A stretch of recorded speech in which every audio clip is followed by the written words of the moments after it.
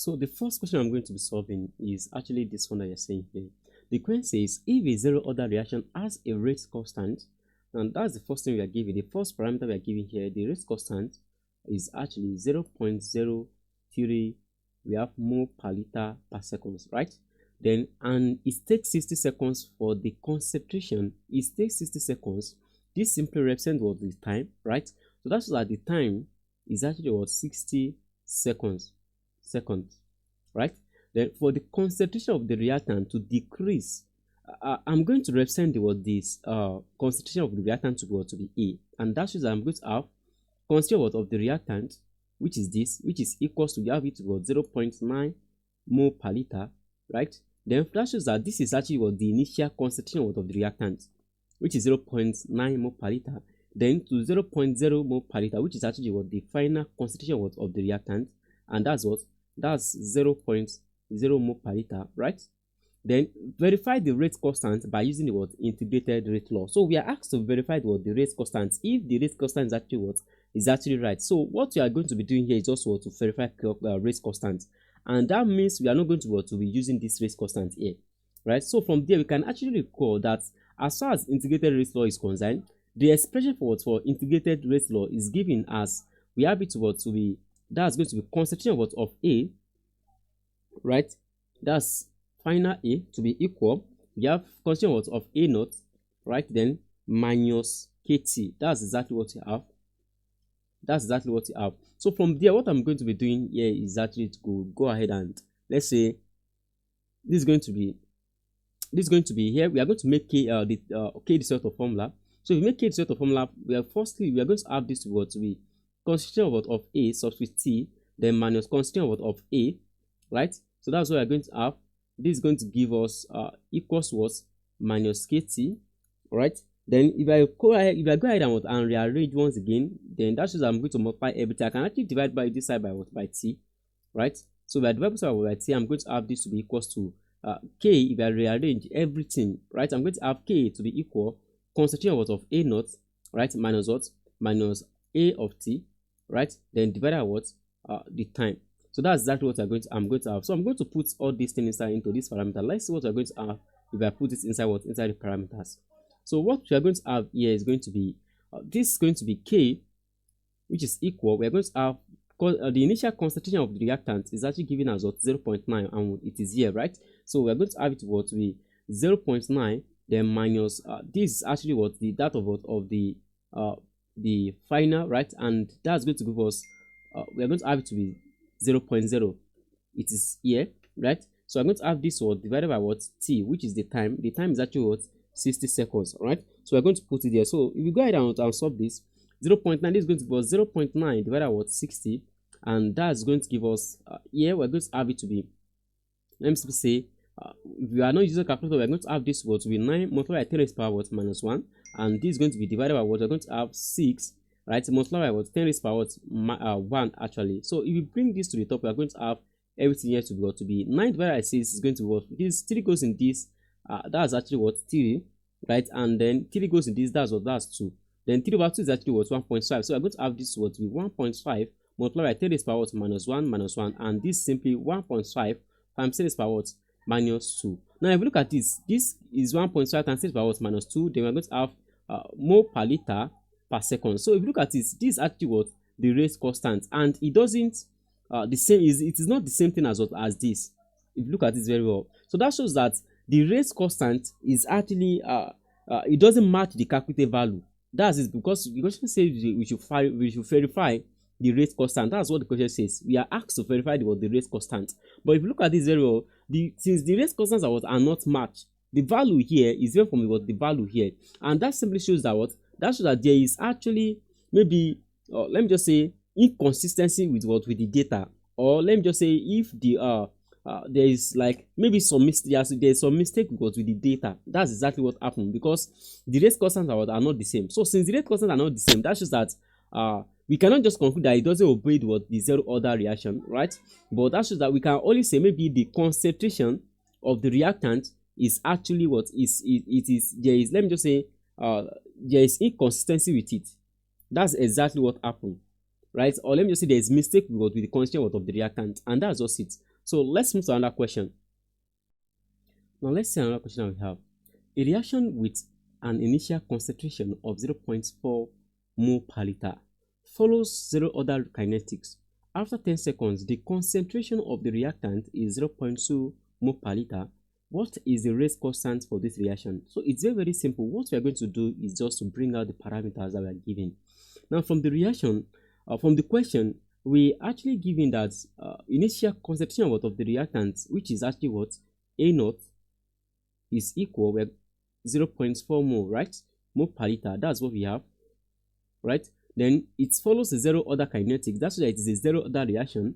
Then after 10 seconds, that is the time, when the time is what is 10 seconds, the concentration of the reactant is 0.2, that is the concentration of the reactant at a particular time has decreased to 0.2 mole per liter, right? Then what is the rate constant? Rate constant K for this reaction. So if you recall, as far as zero order reaction is concerned, concentration of 80, which is the concentration of the reactant at a certain time, equals what? Concentration of A naught, right? Then minus what? K naught T. That's what we have. So if you rearrange and make K the sort of formula here, we are going to have everything here to be equal to, this is going to give us K equal concentration of A naught, right? Concentration of A naught minus what? Concentration of 80, right? Then divided by what? Divided by time. That's exactly what we're going to have. So I'm going to put all the parameters into this. We're going to have the rate constant K to be equal. So initial concentration of the reactant is actually what? That's actually 0.4. So I'm going to have it here. I'm going to have 0.4, then minus concentration of the reactant at a particular time is actually after 10 seconds. Is actually what? 0.2. I'm going to put here. So I'm going to have minus 0.2. Then this is going to be divided by what? Time is actually 10 seconds. So we're going to have 10 here. Then our rate constant K is going to be what? So 0.1 minus 0.2, that should give us what? 0.2 again, right? So we're going to have this what to be 0.2 divided by what? Divided by 10. And 0.2 divided by 10 is going to give us, that's going to give us, if you go ahead and we're going to have this to 0.02 mole per liter, right? Mole per liter per second. The question that we have here. The question says the decomposition of a certain substances follows several other kinetics with a rate constant of, the rate constant here is actually 0.05 molar per second, right? That's the rate constant. Then if the initial concentration, let's say the initial concentration that we have here is actually concentration of A naught or substances is actually 0.8 molar. I'm going to represent that as molar. How much time will it take the concentration of the reactant to decrease by half? How much time? And don't forget that here there's something I want you guys to note here. The question says how much time will it take for the concentration of the reactant to decrease by half? That shows that the next concentration that we are going to have, that is the final concentration that we are going to have here, is going to what? Initial concentration divided by what? Divided by 2. That's what we are going to have, right? So that's exactly what we're going to have.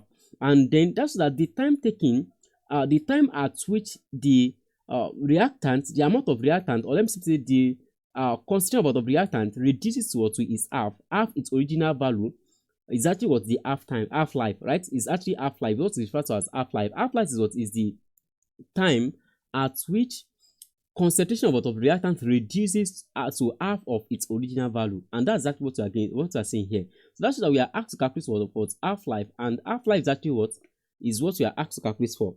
So from there, what we are going to do is just to calm down. Since we know that half-life is what we are asked to calculate for, you can just go ahead and recall that is half-life is equal concentration or initial concentration of the reactant divided by what?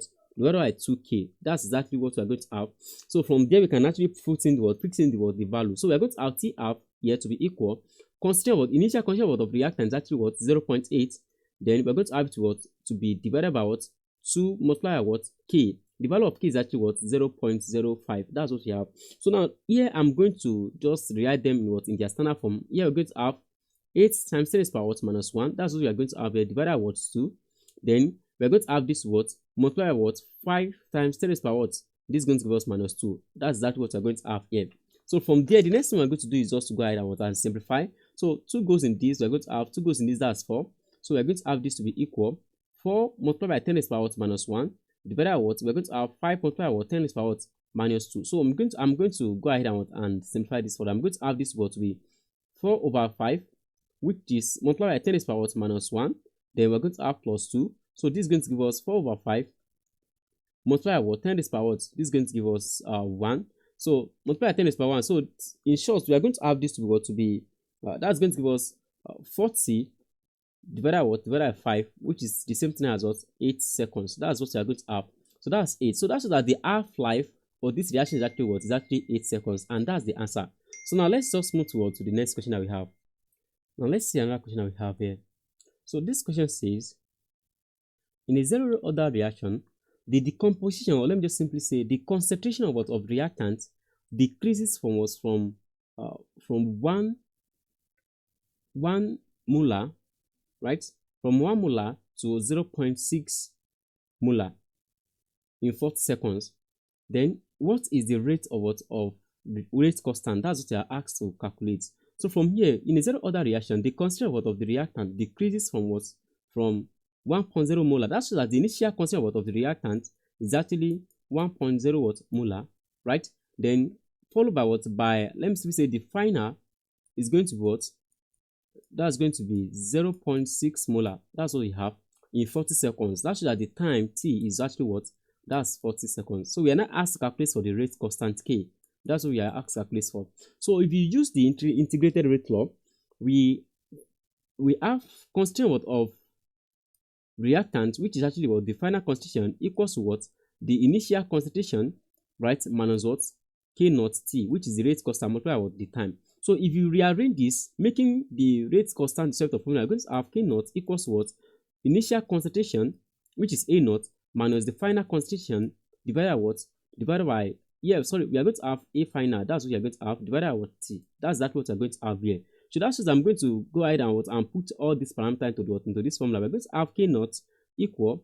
So the initial concentration is going to be that's 1 molar. We're going to have 1.0 molar minus the final concentration here. We're going to have it to be 0.6, right? Then divided by the time, which is actually the 40 seconds. So if you go ahead and solve this, we're going to have k naught equals to 1.0 minus 0.6. That should give us 0.4 divided by we're going to have 40 here. So that should have from here we're going to have this with 4 multiplied by 10 raised to the power minus 1 divided by here we're going to have 4 multiplied by 10 raised to the power 1. That's exactly what we're going to have here. So this will cancel this. Then we're going to have the rate constant to be equals to 1 multiplied by 10 raised to the power minus 1.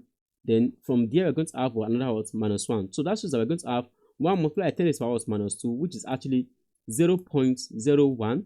Then we're going to have it to molar per second. That's exactly what we're going to have it. So that's our rate constant. Rate constant is actually 0.01. So that's just it.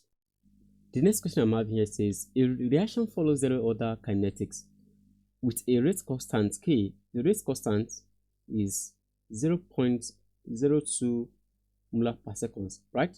Then if the initial concentration of the reactant is 0.5 molar, that is the initial concentration, which is concentration of A naught, is equal 0.5 molar, right?